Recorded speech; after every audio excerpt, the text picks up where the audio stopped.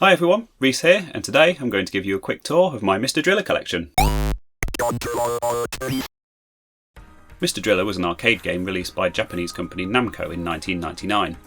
Now you might wonder if 99 qualifies as retro, but the game concept has actually been around a lot longer than that. In fact, Mr. Driller started life as Dig Dug 3.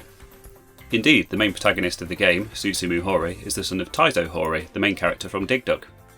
If you're not familiar with it, the gameplay of the Mr. Driller games involves digging out coloured blocks which are somehow taking over the city while being sure to keep topped up on oxygen. Depending on which version of the game you play, there are various characters with different abilities. There are also a couple of sequels, Mr. Driller 2 and Mr. Driller G, which introduce some new gameplay elements like multiplayer. So here I have the official strategy guides for the three main arcade games. These were, of course, released in Japan, in Japanese. With my rudimentary Japanese language skills, I can't actually really read them. But they do have some nice pictures, and they also come with some nice stickers as well, which is always a good bonus. I also have this promotional tote bag. It says not for sale on the back. I'm not really sure what it was launched to promote, but it's quite nice. I have these badges from the launch of Drill Land on the GameCube. I don't actually own that game because it was quite hard to come by, but I am on the lookout for a copy. Incidentally, Drill Land is coming out on Steam on PC on June the 25th this year, so very much looking forward to that. I have this Mr. Driller phone charm.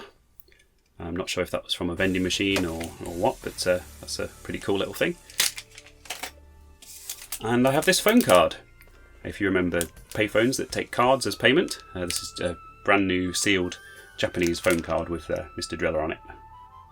Anyway, onto the actual games, and I think we'll start at the beginning with the original arcade game.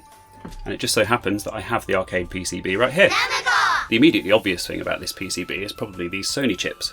And the reason for those is because this Namco System 12 arcade hardware is actually based on the original Sony PlayStation.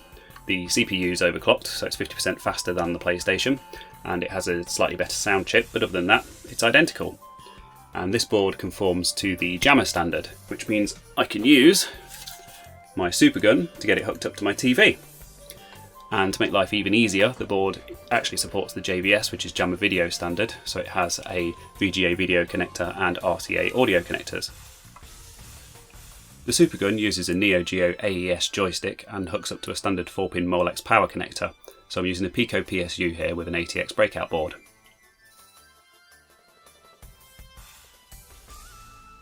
I also have the Game Boy Color version here from the year 2000. This is actually one of my favourite versions of the game. It's cut down, but the core gameplay is there, and it has really cute low-res pixel art and a really nice Game Boy chiptune soundtrack. Well worth seeking out. After that came the Bandai Windows One version. I don't actually own a Windows One yet, but I suppose the box looks pretty. This one was a lot of fun once I finally got it working. It's the PC version from 2000, but due to the way languages work in Windows 9X, the installer is only compatible with the Japanese version of Windows.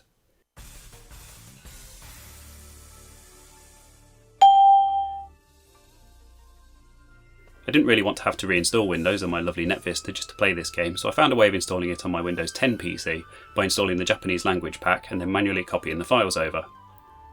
This version is really nice actually, with high resolution graphics and direct 3D support. Back onto the handhelds, here's Mr. Driller A for the Game Boy Advance from 2002. This version was unique to the GBA and has a whole cool animated story at the beginning. It's entirely in Japanese of course. The second and final Mr. Driller game for the GBA was Mr. Driller 2 in 2004 and was essentially the same as the other Mr. Driller 2 ports from that time. Mr. Driller Drill Spirits came along on the DS in 2004. Like a lot of DS games, it didn't really make amazing use of the second screen or the touch functionality, but it's a really good port, so I can't complain. Finally, I have the PlayStation releases of the original Mr. Driller and Mr. Driller G. I don't have a Japanese or chipped PlayStation, so I can't show you these running, but as the hardware was essentially identical to the arcade release, so was the gameplay and the graphics. They were released a year after their arcade counterparts. I should probably spot it, I have a few Mr. Driller Plushies knocking around as well. I used them as my avatar for the longest time, so I always have them hanging around in the background of my videos as a bit of an homage to the earlier days of my social media empire. So there you have it, just a little insight into my collection. I want to go into the history of the series in a lot more detail in a future video, as well as covering some of the unique features that they introduced in some of these games, so if that sounds like something that will interest you, please give us a like and a subscribe. Otherwise, if you have any other feedback or comments or suggestions, I'll see you down in the comments section. Until next time, thanks for watching.